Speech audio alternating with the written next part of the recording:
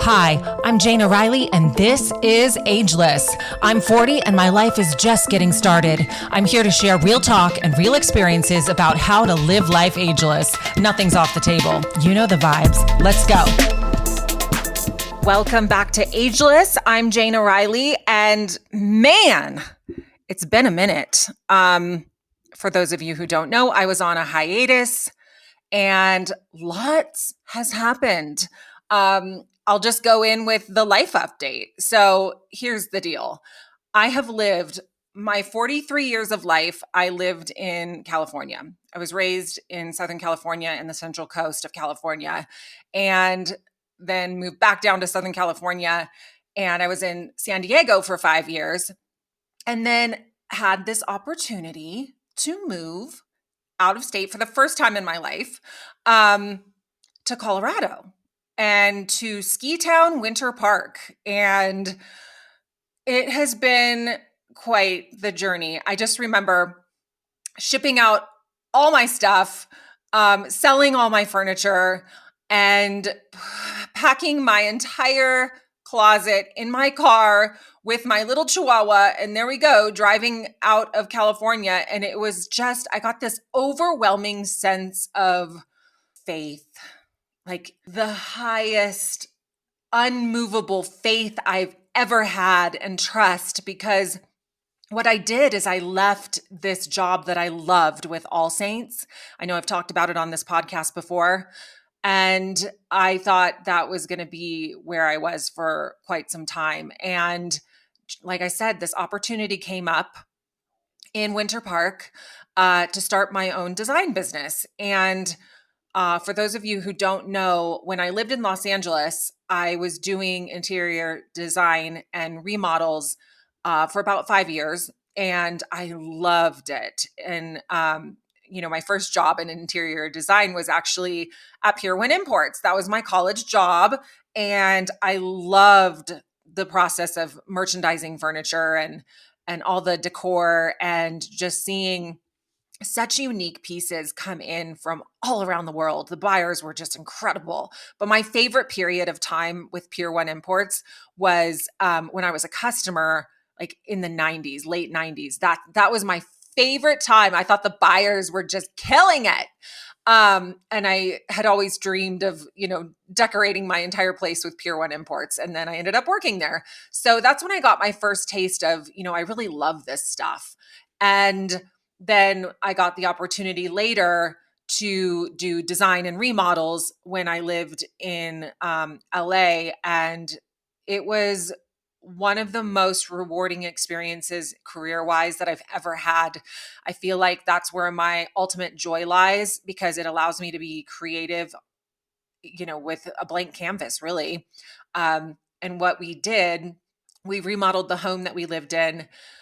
My partner at the time and I remodeled the home that we lived in, and then we remodeled apartment buildings in Hollywood. It was so exciting. They were 1920s Spanish colonial apartment buildings, and we gutted them and just kept the old world charm in some of these places, but made it a little more modern. And it was just so much fun. I loved the process.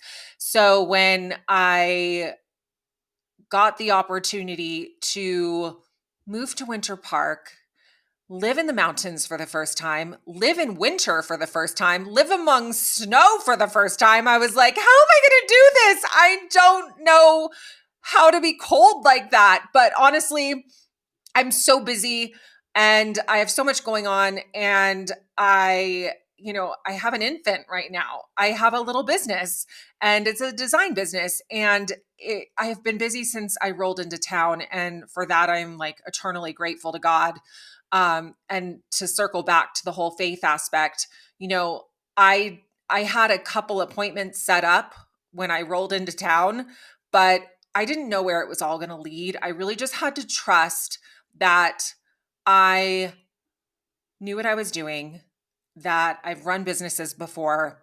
I came from a corporate company before going into this. So, I was super diligent. And I think the reality is when we follow our gifts and we pursue things that are in us, we can do them as careers. Like we'll flourish, like it'll just all work out.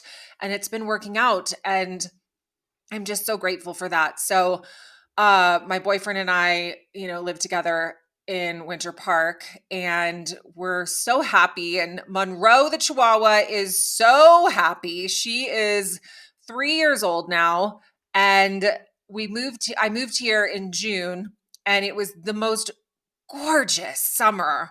Holy shit. It was just beautiful. And Monroe turned into this tiny wolf. I'm not kidding you. Like she could hike for hours and hours on end and just go, go, go, go, go. She loves a path. She loves a little mountain. Um, she loves a good hike. It's just been really fun to watch her just explore and grow.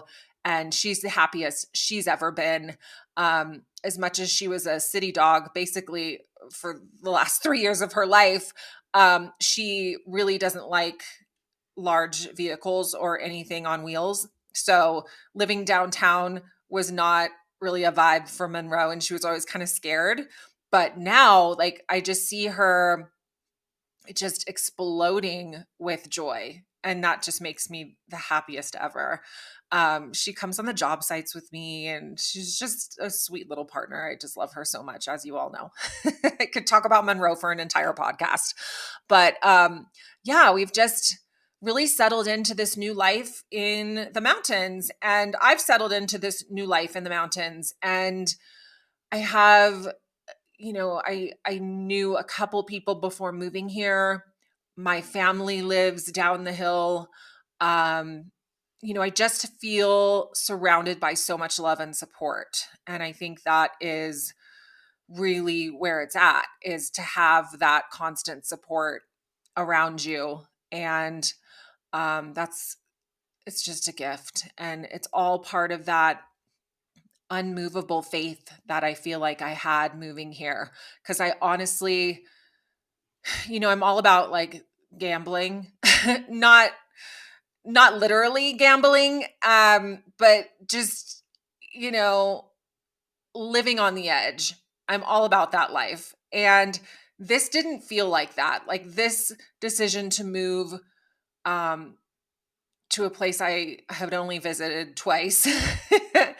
The decision to move was really all about faith. And I didn't know what to expect.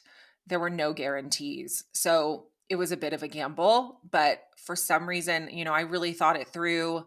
I was methodical about this whole process. And so the point of my life update and the story is really dig deep and trust that your higher power wants the highest and best for you.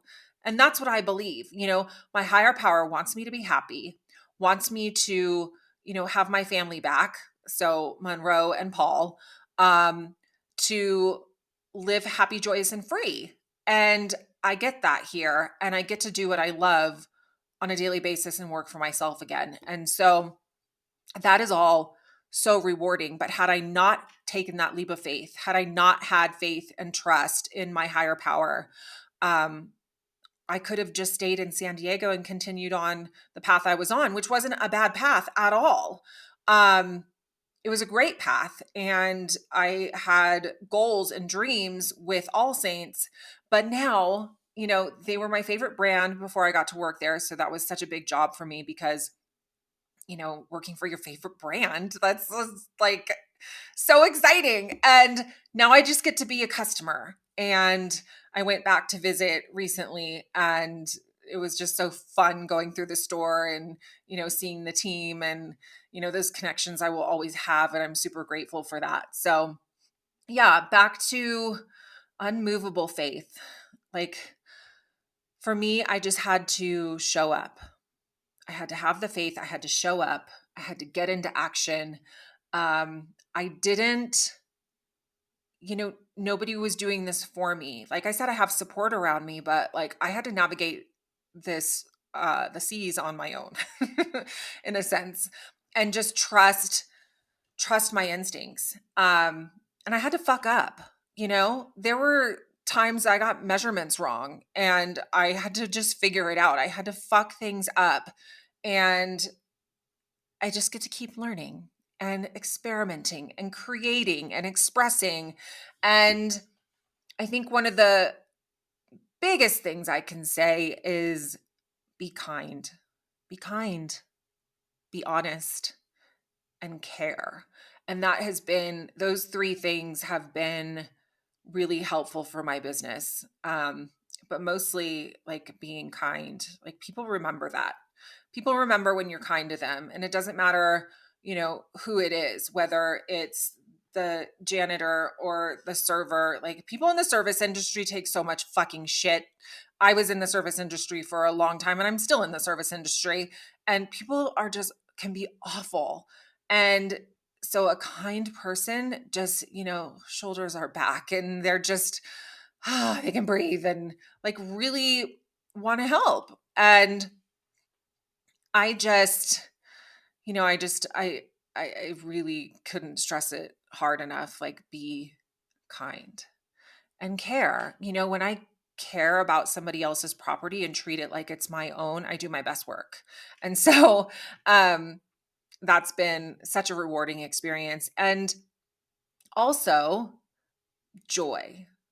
You gotta create joy. Having joy in my life is what builds happiness for me, and like authentic joy, not just like a temporary fix like online shopping. That is joyful in the moment, but it's fleeting. It will pass. But like genuine joy. For example, over the weekend, my boyfriend and I went to see the movie Wicked. And side note, I have seen the show in the theater 7 times. It is my favorite musical of all time. Oh my God. The first time I saw Wicked, I was in London with my friend Dion. Shout out to you, Dion. That was such an amazing experience. Hearing all the accents on stage was just the best. God, we just fell in love with the musical when we were there. I couldn't stop talking about it. It was just, you laughed, you cried. It was just the best.